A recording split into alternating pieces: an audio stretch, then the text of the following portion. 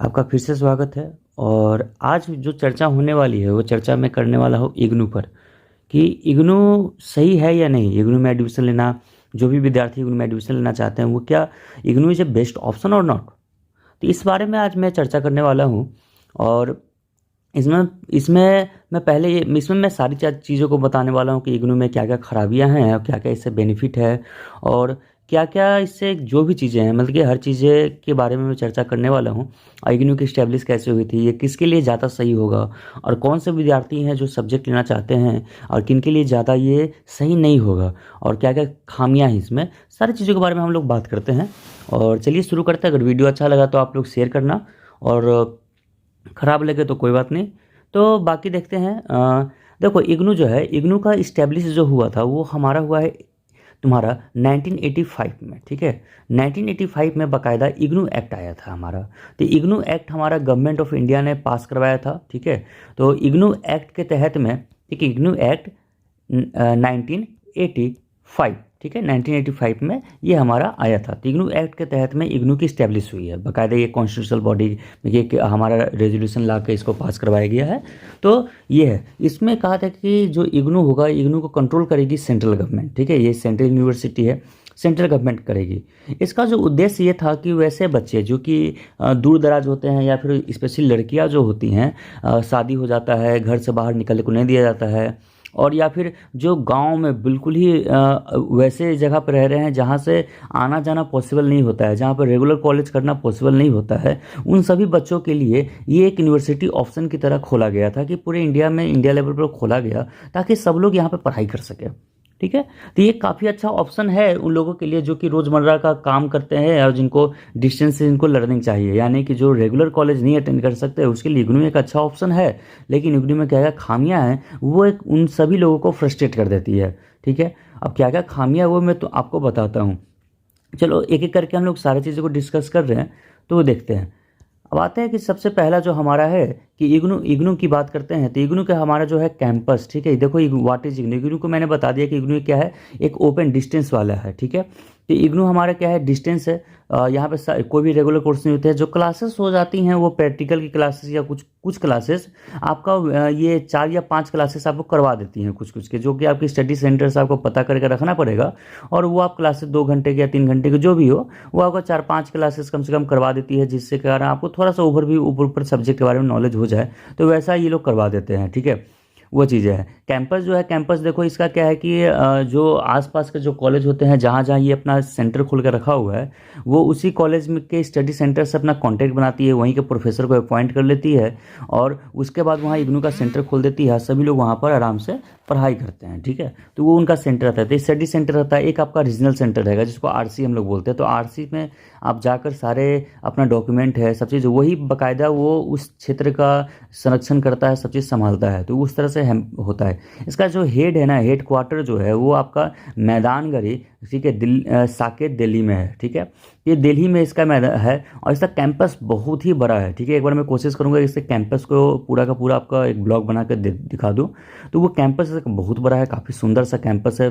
ठीक है, और मैं गया हूँ, काफ़ी अच्छा लगा है। और यहाँ से किताब उताब ले सकते हैं, जो भी चीज़ें एडमिशन होती है, तो बुक वुक जो भी होता है, तो हेड यहाँ से भी ले सकते हैं, स्टडी सेंटर से भी आपको अगर प्रोवाइड होता है तो ठीक है, वरना वो कुरियर के द्वारा भेज देते हैं, वरना आरसी आप चले जाइए, आरसी से आपको बुक मिल जाती है, जो भी एडमिशन अगर इसमें लेते हैं वो चीज़ है। ठीक है, और इसका वर्क है जो देखो, काम जो भी है, तो ये क्या करती है कि आपका आपने कॉलेज कर रहे हो जो भी है, 3 साल, तो यहाँ पर क्या 5 साल का, जो 5 साल का आपको टाइम पीरियड मिलता है कि 5 साल में अपना आप पूरी तरह से कोर्सेज को ख़त्म कर लो। ठीक है, 5 साल का आपको पूरा टाइम दे दिया जाता है सभी बच्चों को, तो ख़त्म कर लो। तो इसका ये है काफ़ी अच्छा, में कि एक तरह से देखा जाए इसकी स्टडी मटेरियल जो होते हैं इग्नू के स्टडी मटेरियल बाकायदा यूपीएससी करने वाले लोग भी कभी कभी यूज करते हैं। जो ऑप्शनल वाले लोग होते हैं वो इसके मटेरियल को यूज करते हैं। तो इसका मटेरियल तो बहुत अच्छा होता है, मटेरियल में नहीं है थोड़ा, हाँ कहीं कहीं कठिन लैंग्वेज होता है, और थोड़ा सा जो एक होता है ना स्पष्टीकरण। ठीक है, तो स्पष्टीकरण में थोड़ा सा क्यों बहुत सारी चीज़ों को इग्नू अपनी स्टडी मटेरियल में किसी चीज़ को छोड़ता ही नहीं है, पूरी दुनिया जहान की हर चीज़ को डाल देता है। तो उसी को डालने में क्या होता है कि आप जब छोटा सा किताब में आप पूरा का पूरा चीज़ डालोगे, तो आपको इस स्टडी मटेरियल में सारी चीज़ों को मिक्स मैच थोड़ा हो जाता है, और सही चीज़ों से आप व्याख्या नहीं कर पाओगे। ठीक है। तो वो थोड़ा बहुत का लैकिंग मिलता है, लेकिन ओवरऑल इसके स्टडी मटेरियल देखा जाए तो बहुत ही बेटर स्टडी मटेरियल होता है, और इसका हर चीज़ उस स्टडी मटेरियल में होता है, लगभग हर चीज़ की जानकारी बहुत अच्छे से दे देता है, ठीक है। मैं खुद साइकोलॉजी से इग्नू से हूँ, तो उसका मैंने देखा काफ़ी अच्छे से मिल गया था, ठीक है, बहुत अच्छे से सब चीज़ दिया हुआ है। तो ये है स्टडी मटेरियल काफ़ी अच्छा है। तो आप लोग जो भी अदर एग्जाम के जो यूपीएससी यूपीएससी की एग्जामिनेशन की तैयारी करो तो स्टडी मटेरियल काफ़ी अच्छा है। अब बात करते हैं कि इग्नू जो है बेस्ट किसके लिए है, ठीक है ना। बेस्ट फॉर हम लोग बात करते हैं कि बेस्ट किसके लिए है इग्नू हमारा। तो अगर उसकी बात करेंगे तो किसके लिए हमारा इग्नू बेस्ट होता है। तो देखो यार, इग्नू जो बेस्ट है, इग्नू बेस्ट उनके लिए है। सबसे पहला कंडीशन, जो लोग के पास कोई ऑप्शन नहीं है कि मेरे पास इग्नू के अलावा कोई ऑप्शन नहीं है जहाँ पर मैं एडमिशन ले सकते हैं, ठीक है ना। अगर अगर आप लोगों के पास, ठीक है, कि जामिया, जैसे जामिया हो गई, और भी अदर यूनिवर्सिटी हैं, डीयू हो गया, और भी अदर यूनिवर्सिटी जहाँ पर आप ये डिस्टेंस से करना चाहते हो, ठीक है, डिस्टेंस आप लोग करना चाहते हो, तो भैया अगर दूसरे जगह पर ऑप्शन है तो वहाँ पर डिस्टेंस कर लो, आप लोगों के लिए ज़्यादा बेटर होगा। इग्नू को सबसे लास्ट ऑप्शन रखना, मेरे साइड से ही रहता है, ठीक है। इग्नू को सबसे लास्ट ऑप्शन हमें रखना है। बेस्ट उनके लिए है जिनके पास, जिनका सब्जेक्ट, आप मान लो कि चलो इग्नू ही लेना है, अब इग्नू में लेना है तो जिनके पास, जिनके सब्जेक्ट में सिर्फ और सिर्फ हमारा सब्जेक्टिव है, प्रैक्टिकल नहीं है, सिर्फ सब्जेक्टिव है, ठीक है, सिर्फ एग्जाम जा असाइनमेंट जमा करना है और एग्जाम जाकर देना है, इसके अलावा कोई प्रैक्टिकल, कोई प्रोजेक्ट नहीं है, उनके लिए सबसे बेस्ट है, ठीक है, उनके लिए सबसे बेस्ट होगा।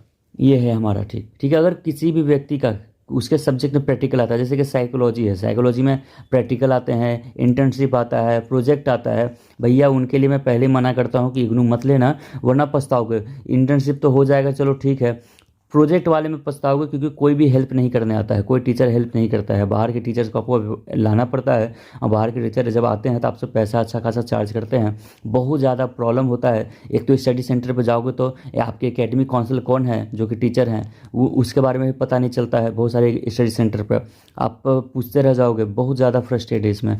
तो इस कारण से आपको बेस्ट उनके लिए होगा। दूसरी बात, जब रिजल्ट आता है, ठीक है, रिजल्ट जब आती है तो रिजल्ट में भी गड़बड़ होता है, तुम्हारा वाइवा देना है, ये देना है, वो देना है, तरह तरह की प्रॉब्लम है। तो बेस्ट उनके लिए नहीं है जिनके पास प्रैक्टिकल सब्जेक्ट होता है, ठीक है, ये चीज़ याद रखना। आगे अब आते हैं इसमें प्रॉब्लम क्या क्या है।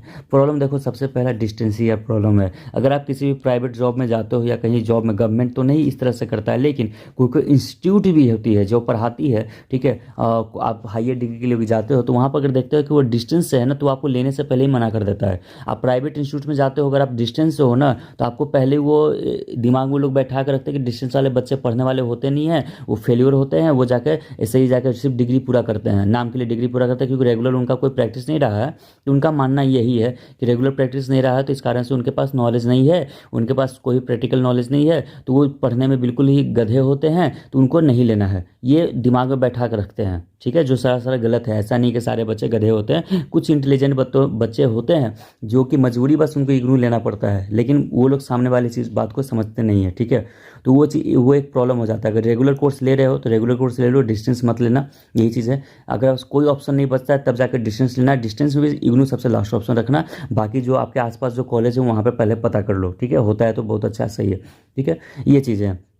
बाकी अगर बात करते हैं यहाँ पे कम्युनिकेशन, देखो यार, इग्नू में अगर एडमिशन लेते हो तो इग्नू का जो भी कम्युनिकेशन आपका होता है इग्नू वाले से, ठीक है, ये सबसे बड़ा डिफिकल्ट टास्क होता है, क्योंकि स्टडी सेंटर जो होता है, स्टडी सेंटर में कब क्या हो रहा है, ठीक, कब एग्जाम होना है, कब फाइल सबमिट करना है, ये सब का एक प्रॉपर हमें क्या होता है ना, नहीं मिलता है। जो एकेडमिक काउंसलर होता है उनसे प्रॉपर आप बातचीत नहीं कर पाते हो, ठीक है, क्योंकि वो लोग बात ही नहीं करते हैं। तो कम्युनिकेशन, लैक ऑफ कम्युनिकेशन मिलता है, लैक ऑफ इन्फॉर्मेशन यहाँ पे मिलेगा आपको, इन्फॉर्मेशन भी सही से नहीं मिलेगा, ठीक है। वो तो कहो कि आज का डिजिटलाइजेशन आ गया है, यूट्यूब के तरह तरह चैनल आ गए हैं जो कि समय समय पर आपको इन्फॉर्म करते रहते हैं, ठीक है, तो इन्फॉर्मेशन वहाँ से मिल जाती है। ये चीज़ है कि लैक ऑफ इन्फॉर्मेशन आपको मिलेगा। अगर आप ऑफिस में भी जाते हो ना, क्योंकि ये गवर्नमेंट है, जानते हो, वही चीज़ जो आप सुने हो कि सरकारी काम बहुत देर से होता है, जाओगे तो ढंग से कोई बात नहीं करता है, यार यहाँ पे भी वही चीज़ होता है, ठीक है। मैं गया था तो मुझे सिर्फ इतना बोलने के लिए, ठीक है, कि रूम नंबर 6B में चले जाइए, इतना बोलने के लिए मुझे आधा घंटा तक रुकवा दिया गया था, क्योंकि लंच पीरियड था। मैंने सिर्फ पूछा कि सर ये वाला चीज़ बता दीजिए कहाँ होगा, मुझे डांट के भगा दिया गया था, भागते हो कि नहीं यहाँ से। मैं काफ़ी ज़्यादा वहाँ पर फ्रस्ट्रेट हो गया था इस तरीके से। जब टाइम होता है लंच पीरियड का, उसका कहता है ठीक है 6B में चले जाओ, बस इतना बात बोलने के लिए, ठीक है, मेरा टाइम को वेस्ट करवाया गया। मैं कि इनको स्टूडेंट का टाइम का कोई वैल्यू नहीं है, ठीक है ना। कम्युनिकेशन आपको ढंग से नहीं मिलेगा, इन्फॉर्मेशन ढंग से नहीं मिलने वाली है, ठीक है। जो भी मिलेगा वो आपको ऑनलाइन जो भी प्लेटफॉर्म है, यूट्यूब है, उनसे मिलेगा आपको। तो ये एक बहुत बड़ा प्रॉब्लम है यहाँ पर, ठीक है ना। स्टडी सेंटर पे जाओगे तो ढंग से कोई भी सवाल पूछोगे नहीं मिलेगा, ईमेल करते रह जाओगे, ढंग से इन्फॉर्मेशन नहीं मिलती है, ठीक है ना। कोई कोई जो वो डिपेंड करता है कि वहाँ पर सामने वाला बैठा हुआ बंदा कौन है। अगर बैठा हुआ बंदा सही है तो आपको इन्फॉर्मेशन मिल जाएगी, वरना अगर कोई ऐसा बंदा बैठा हो तो लैक ऑफ इन्फॉर्मेशन वहाँ पर रहेगी, आपको फिर रोना पड़ जाएगा। ये यहाँ की इसकी आदत है, ठीक है। ये एक प्रॉब्लम है। आगे चलते दूसरा प्रॉब्लम देखते हैं। देखो यार, असाइनमेंट के मार्क्स, ठीक है ना। असाइनमेंट आपको मिल जाते हैं, ठीक है। असाइनमेंट आपको मिल गए और असाइनमेंट आप करना शुरू कर दिया, ठीक है। तो असाइनमेंट के मार्क्स यहाँ पे प्रॉब्लम हमें करते हैं, ठीक है ना। तो अब क्या है कि असाइनमेंट हमारा है कि असाइनमेंट तुम्हें जमा कर दिया है, मार्क्स जो देते हैं ना यार, सबसे पहला चीज़ तो मार्क्स तुम्हें कम देते हैं ये लोग, पता नहीं क्यों कम देते हैं, नहीं पता। मार्क्स उतना अच्छा सभी लोगों को नहीं मिल पाता है, ठीक है। कुछ कुछ लोग बहुत अच्छे लिखते हैं, जैसे मेरा फर्स्ट ईयर में मार्क्स बहुत अच्छा था, लेकिन सेकेंड ईयर का मार्क्स मेरा ख़राब दिया गया है, ठीक है। अब मार्क्स चलो हम लोग मानते हैं कि आपके राइटिंग पे डिपेंड करता है, आपका कैसे रिप्रेजेंट किया इस पर डिपेंड करता है, चलो ठीक है, वो हमारी गलती होती है। लेकिन इसके बाद जानते हो उसकी क्या गलती है कि आपका जो ग्रेड कार्ड होता है, जो रिजल्ट होता है ना, वहाँ पर आपने असाइनमेंट जमा कर दिया और आपका असाइनमेंट को क्या कर देंगे वो लोग मिसप्लेस कर देंगे, ठीक है ना। कि उनके डेटा में वो असाइनमेंट आया ही नहीं है।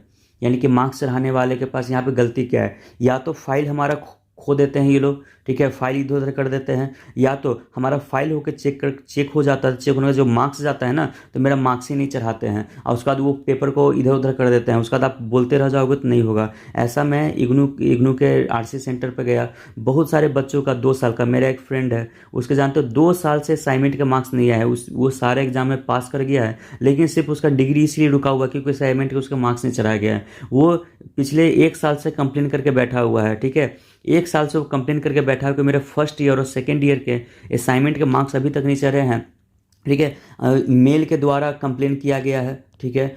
जाके ऑफलाइन आरसी में जाके कंप्लेन किया गया है, स्टडी सेंटर पर जाके कंप्लेन किया गया है, देख ठीक है। अब तीनों जगह कंप्लेन हो गया है, हेडक्वार्टर में भी कंप्लेन कर दिया गया है मेल के द्वारा, आरसी में भी कंप्लेन हो गया है। सब इतना बोलते हैं, आरसी में जाओगे तो बोलते हैं कि स्टडी सेंटर जाकर पता करो, स्टडी सेंटर जाओ तो आरसी जाकर पता करो, फिर आरसी में जाओगे तो कहेंगे ये फॉर्म भर दो, ये फॉर्म भर दो, तुम्हारी जाँच चलते रहेगी, ठीक है। जाँच कब तक चलते रहेगी ये नहीं पता है, ठीक है। अभी तक जो मेल कहा ना 1 साल से मेल करके रखा हुआ नहीं हुआ, ऑफलाइन किया हुआ लगभग 3 मंथ हो चुके हैं ऑफलाइन असाइनमेंट के, ठीक है, कंप्लेन किया हुआ, लेकिन 3 मंथ से कोई सुनवाई अभी तक नहीं है, कोई मार्क्स में अपग्रेड नहीं हुआ है, कुछ भी चीज़ नहीं मिला। जबकि बोला गया था कि तुम्हारा 20 से 30 दिन में, तुम्हारा लगभग 1 महीने में तुम्हारा सारा प्रॉब्लम का सोल्यूशन हो जाएगा, लेकिन 3 महीने हो गए अभी तक कोई भी सोल्यूशन नहीं हुआ है। अगर ये असाइनमेंट के मार्क्स क्या, अगर आपका किसी पेपर के मार्क्स में, अब देखो पेपर का जो चेकिंग होता है, एग्जाम के मार्क्स, अगला टॉपिक वही है कि एग्जाम जो है, ठीक है ना, एग्जाम जो होता है, ठीक है, एग्जाम में जब आप पेपर में चेकिंग करते हो, अगर किसी बच्चे का आप देखना,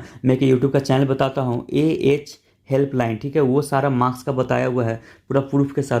कुछ बच्चे को जानते हो आता है 60 नंबर और उसको लिख देते हैं 0 नंबर, ठीक है ना। अब ऐसा पॉसिबल ही नहीं है कि 0 नंबर आ जाए, कोई बच्चा कुछ भी लिख के आएगा, 0 नंबर तो आने से रहा, ठीक है। तो एग्ज़ाम का ये है कि एग्ज़ाम में ये लोग ये करते हैं कि सही से मार्किंग नहीं करते हैं एग्ज़ाम में। जानते हो एक प्रॉब्लम क्या है, एक तो ये लोग क्वेश्चन जो होता है, क्वेश्चन हाँ प्रीवियस ईयर से मैच कर जाता है कहीं कभी, तो आप वहाँ से अंदाज़ा लगा कर पास हो सकते हो। दूसरा चीज़ जानते हो, जो साइकोलॉजी हो गया या फिर कुछ ऐसे सब्जेक्ट जिसका जो 50 नंबर का मार्क्स, 50 नंबर का लोग एग्ज़ाम लेते हैं, 50 नंबर के एग्ज़ाम के लिए सिर्फ ये 2 घंटा देते हैं, और 100 घंटे के एग्ज़ाम उसमें कि 100 मार्क्स के एग्ज़ाम के लिए लोग 3 घंटा देते हैं, ठीक है। यानी कि 50 मार्क्स के लिए 2 घंटा और फिर अगले 50 मार्क्स के लिए वो। अब देखो कि इसमें क्या होगा, इसमें कहोगे यार तो ठीक है, लेकिन जानते हो प्रॉब्लम यहाँ पर क्या है, जो 50 मार्क्स का एग्ज़ाम आपका ले रहा है उसमें जो वर्ड लिखने के लिए आता है, वो वर्ड जो होता है वो आपको लगभग 2250 वर्ड लिखना होता है, और जो 100 मार्क्स का होता है उसमें करीब 2500 से लेकर 2700 वर्ड लिखना होता है, ठीक है। बताओ, सिर्फ और सिर्फ, ज़्यादा नहीं, ठीक है, सिर्फ और सिर्फ 300 वर्ड के लिए, ठीक है, 300 से 400 वर्ड के लिए ये लोग उसको 1 घंटा देते हैं, और हम लोग को ठीक है, और उतना ही हम लोग को बहुत ही कम टाइम मिलता है, सिर्फ 2 घंटा मिलता है, यानी कि 1 घंटा एक्स्ट्रा दे देते हैं। 1 घंटे में बहुत ज़्यादा वर्ड लिख सकते हैं, टाइम का आपको यहाँ पर बाउंडेशन मिल जाएगा, यानी कि आपको सुपर फास्ट स्पीड में लिखना पड़ेगा, आप पॉइंट टू पॉइंट बात लिखनी पड़ेगी, ये काम होता है। अब आप चलो एग्ज़ाम दे के आगे बहुत अच्छा सा आपने लिख दिया, कॉपी जो होता है, कॉपी चेकिंग बहुत घटिया इन लोग का है। दिमाग में पहले ही बैठा कर रखते हैं, डिस्टेंस वाले पढ़ते नहीं है, मार्क्स देंगे नहीं, ठीक है। जो 100 मार्क्स वाला है तो 100 मार्क्स वाले में से आपको चलो 60 उठ दे देते हैं, इसमें तो मार्किंग थोड़ा ठीक भी दे देते हैं, ठीक है। लेकिन यार जो 50 मार्क्स का होता है ना, ये लोग पहले ही दिमाग में कि 30 नंबर से ज़्यादा तो ये लोग देते ही नहीं है जल्दी, ठीक है। चाहे कुछ भी कर लो, 30 नंबर से ज़्यादा ये लोग देंगे ही नहीं तुमको, ठीक है। और कब किसी को 22 देंगे, किसी को वो देंगे, इसका फिर डबल कर देंगे, डबल करके 44 हो जाएगा। बताओ कितना ज़्यादा गलत है। किसी का 26 हुआ तो 52 हो जाएगा, ऐसे करके डबल कर देता है। कितना ज़्यादा गलत होता है। अगर आपको डबल ही मार्क्स करना है तो 100 मार्क्स का एग्जाम ले लो, ठीक है। ये काम ये लोग नहीं करते हैं, ये एक बहुत बड़ा इसमें डिमेरिट होता है, जिससे मार्क्स आपका ऑटोमेटिक कम हो जाता है। जहाँ अगर 100 मार्क्स का एग्जाम होता और आप अच्छा से मार्क्स लाते, वहाँ 50 मार्क्स में आपको कम दे देगा, फिर डबल कर देगा, तो बहुत ज़्यादा प्रॉब्लम होता है। मार्क आपका जितना आना चाहिए था, जिसमें आप 60-70 आराम से ला सकते थे, उसमें सिर्फ आपका 40 मार्क्स आया होता है। इस तरह से इग्नू वाले करते हैं, ये बहुत ही ज़्यादा गलत है विद्यार्थियों के साथ, ठीक है। ये प्रॉब्लम होता है, ठीक है। अब आता है कि यहाँ पर तुम्हारा वही कॉपी चेकिंग का बता दिया कि चेकिंग यहाँ पे काफ़ी घटिया, लोग मार्क्स नहीं जल्दी देते हैं, ठीक है, वो मैंने आपको बता दिया। आते हैं कि यहाँ पर देखो यार कंप्लेंट करते हो, ठीक है ना।